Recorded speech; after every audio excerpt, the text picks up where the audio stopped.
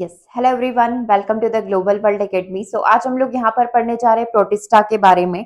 ठीक है, ये हमारा 5 मिनट सेशन का सेशन नंबर 6 होने वाला है। इससे पहले 5 सेशन हम लोग यहाँ पर कंप्लीट कर चुके हैं, जिसमें हमने 5 अलग अलग टॉपिक्स के बारे में डिस्कस किया था। सो आज हम लोग यहाँ पर करेंगे प्रोटिस्टा समूह के बारे में, कौन कौन इस कैटेगरी के अंदर आ सकते हैं और क्या क्या क्वेश्चन इससे यहाँ पर आपसे पूछे जा सकते हैं। ठीक है, सो स्टार्ट करते हैं आज के सेशन को। सबसे पहले यदि बात की जाए प्रोटिस्टा समूह की, तो सबसे पहले जो भी बात होती है वो सेल से होती है कि जस्ट लाइक इसमें जो कोशिकीय विभाजन की प्रोसेस होती है या ये किस प्रकार की स्ट्रक्चर को रखते हैं। ठीक है, तो प्रोटिस्टा समूह हमेशा ध्यान रखिएगा यूनिसेलुलर यहाँ पर होता है। जैसे हमने मोनेरा किंगडम इससे जस्ट पहले पढ़ा था कि वो भी यूनिसेलुलर होता है प्लस प्रोकैरियोटिक यहाँ पर होता है। लेकिन प्रोटिस्टा में अगर आप देखेंगे तो ये एक कोशिकीय होते हैं, प्लस हम लोग ये कह सकते हैं कि यूकेरियोटिक कैटेगरी के अंदर या फिर यूकेरियोटिक कोशिका के अंदर आते हैं। ठीक है, तो इन शॉर्ट यदि हम लोग यहाँ पर कहें कि एक ऐसा जगत है, एक ऐसा किंगडम है जो कि एक कोशिकीय होता है प्लस यूकेरियोटिक यहाँ पर होता है। अब यूकेरियोटिक की क्या विशेषता है कि इसमें प्रॉपर अपना न्यूक्लियस यहाँ पर पाया जाएगा, प्रॉपर झिल्लीबद्ध अंगक जो होंगे, ऑर्गेनेल्स जो होंगे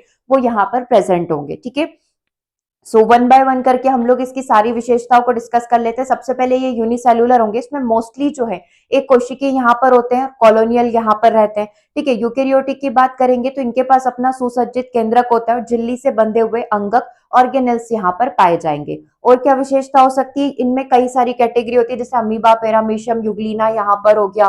ठीक है, कई सारी कैटेगरी होती है, तो ये कितने ही प्रकार के हो सकते हैं। स्वपोषी भी हो सकते हैं, जैसे यूग्लिना हो गया, परपोषी हेटेरोट्रॉपिक भी यहाँ पर हो सकते हैं, और इन दोनों का मिला जुला रूप यानी कि मिक्सोट्रॉपिक भी यहाँ पर हो सकते हैं। मतलब जो स्वपोषी भी होंगे साथ ही परपोषी भी होंगे। ठीक है, वो अपन एक एक नाम अपन पढ़ेंगे। उसके बाद अधिकतर जो है जलीय वातावरण के अंदर, पानी के अंदर आपको देखने को मिलेंगे। इनमें जो रिप्रोडक्शन की प्रोसेस होती है, ये भी दो तरीके से रिप्रोडक्शन कर सकते हैं। मोनेरा की तरह ये भी बाइनरी फिजन करते हैं, जो कि अलैंगिक जनन यहाँ पर होता है, असेक्सुअल रिप्रोडक्शन यहाँ पर होता है। साथ ही कॉन्जुगेशन यहाँ पर कर सकते हैं, जो कि सेक्सुअल रिप्रोडक्शन का तरीका यहाँ पर होता है। ठीक है, तो 6 चीजें हमको यहाँ पर याद रखनी है। सबसे पहले तो आप क्या याद रखोगे कि ये यूनिसेल्युलर हो गई, ये अपने आप में प्रोटिस्टा किंगडम हो गया, एक कोशिकी हो गया, सुसज्जित केंद्रक पाया जाता है, और क्या बोलोगे, झिल्लीबद्ध अंगक इसके अंदर पाए जाते हैं, यूकेरियोटिक हो गया। ठीक है, स्वपोषी परपोषी हो सकते हैं, जलीय वातावरण में ये पाए जाएंगे, द्विविखंडन कर सकते हैं, और कॉन्जुगेशन के थ्रू ये प्रजनन यहाँ पर कर सकते हैं। तो कहने का बात क्या हुआ कि लैंगिक अलैंगिक दोनों प्रकार से प्रजनन ये यहाँ पर करते हैं। ठीक है, अब आ जाता है इसमें कुछ कैटेगरीज होती है। सबसे पहले आप देख सकते हो प्रोटोजोआ कैटेगरी।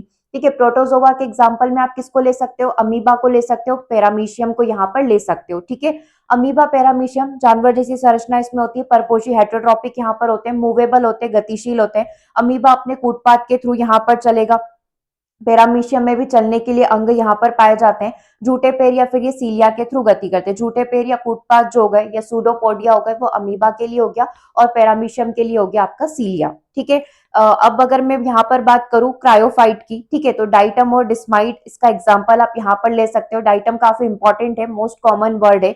स्वर्णी शैवाल आप यहाँ पर ले सकते हो, सेल्यूलोज की दीवारें होती है और जल में ये देखने को मिल सकता है। इसमें जो डाइटम है इसका एक पार्क भी अवेलेबल है, जिसमें आपको ये देखने को मिल जाएंगे, मतलब इस नाम से ही पार्क का नाम रखा गया है।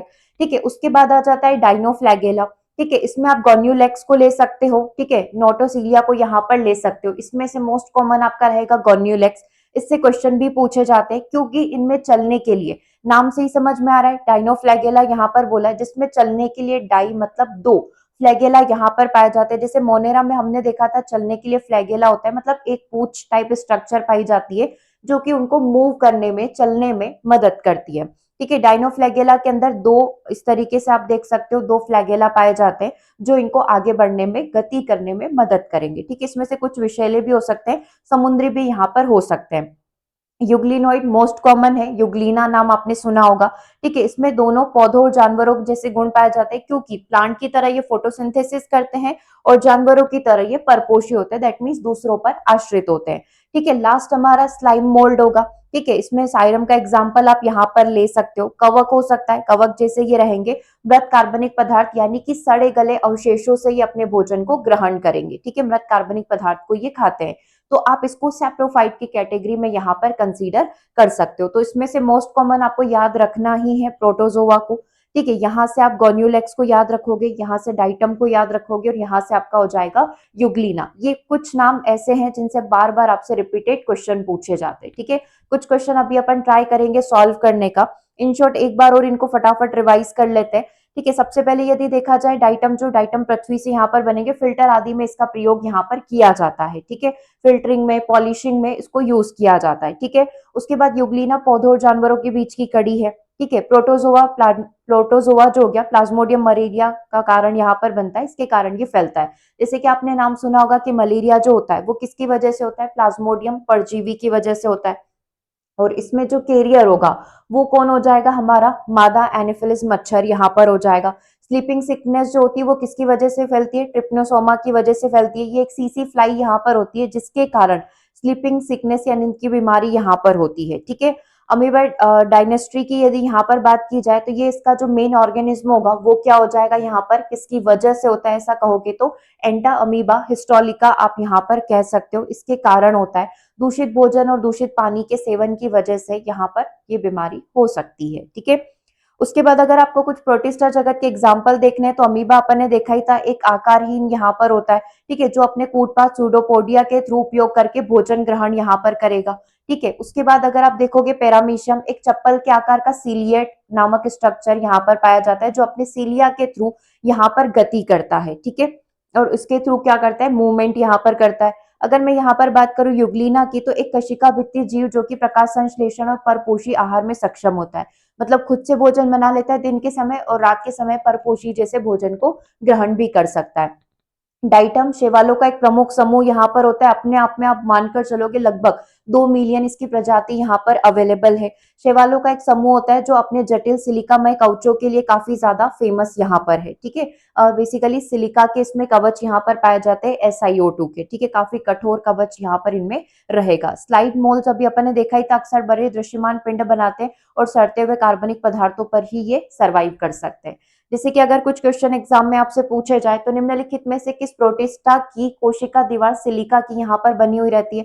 अभी जस्ट हमने देखा कि डाइटम जो है इनकी दीवारें किसकी बनी हुई रहती है, सिलिका की बनी हुई रहती है। उन दीवारों को किस नाम से जाना जाता है, फ्रस्ट्यूल के नाम से यहाँ पर जाना जाता है। ठीक है, इतना आपको यहाँ पर ध्यान रखना है। सिलिका की वॉल इनके अंदर पाई जाती है। ठीक है, पैरामीशियम किस अंग के थ्रू यहाँ पर गति कर पाता है, तो पैरामीशियम जो है सीलिया के थ्रू यहाँ पर गति कर पाता है, जिसकी वजह से उसको आगे बढ़ने में और चलने में यहाँ पर और भोजन ग्रहण करने में मदद मिलती है। अगला क्वेश्चन जो मोस्ट कॉमन है और बार बार पूछा जाता है, कौन सा प्रोटिस्टा प्रकाश को उत्सर्जित यहाँ पर करेगा। ठीक है, बायोल्यूमिनेंस प्रॉपर्टी किसकी होगी, तो ये पैरामीशियम हो सकता है, यूग्लिना हो सकता है, गोन्यूलेक्स हो सकता है या फिर प्लाज्मोडियम हो सकता है। ठीक है, पैरामीशियम के बारे में आप पढ़ चुके हो। यूग्लिना पौधों और जानवरों के बीच की कड़ी हो गई।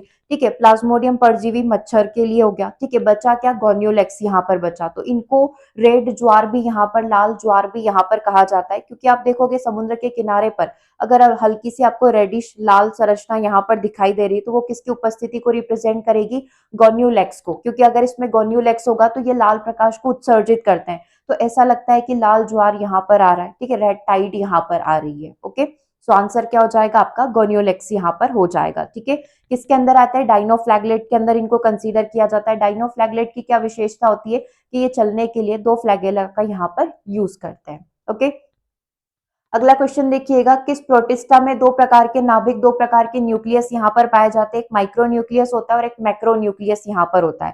ठीक है, अमीबा, यूग्लिना, पैरामीशियम और डाइटम। तो ध्यान रखिएगा यहाँ पर पैरामीशियम जो है ये 2 बोल सकते हैं केंद्रक न्यूक्लियस को लेकर चलता है। इसमें जो बड़ा वाला केंद्रक जो कि अभी आपको रेड कलर में दिखाई दे रहा है, ये बॉडी की जो मेटाबॉलिज्म एक्टिविटी है, जो चयापचय क्रिया है उसको मेंटेन करता है। और जो छोटा वाला न्यूक्लियस यहाँ पर होगा, ठीक है, छोटा वाला न्यूक्लियस यहाँ पर इसके रिप्रोडक्शन को देखेगा, है ना, जो जनन प्रक्रिया है उसको यहाँ पर देखेगा। ठीक है, तो ये आपको यहाँ पर थोड़ा सा ध्यान रखना है मैक्रो और माइक्रो के बारे में। ठीक है, सो ये कुछ छोटा सा पार्ट हम लोगों ने यहाँ पर रिवाइज किया है। इसका कंप्लीट सेशन आपको ऐप पर भी मिल जाएगा। कंप्लीट प्रोटिस्टा जगत एंड फंगी जगत को जाकर आप विजिट कर सकते हो। ठीक है, इसके अलावा फ्री क्लासेस यूट्यूब पर आपको प्रोवाइड की जा रही है 6 PM पर, उसको भी आप डेली विजिट कर सकते हो। ठीक है, सो मिलेंगे हम लोग अपने नेक्स्ट सेशन में। Thanks for watching.